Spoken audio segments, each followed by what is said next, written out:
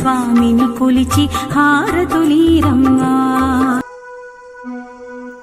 హే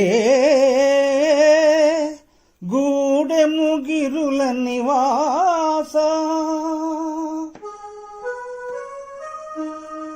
ఆశ్రిత హృదయ నివేశ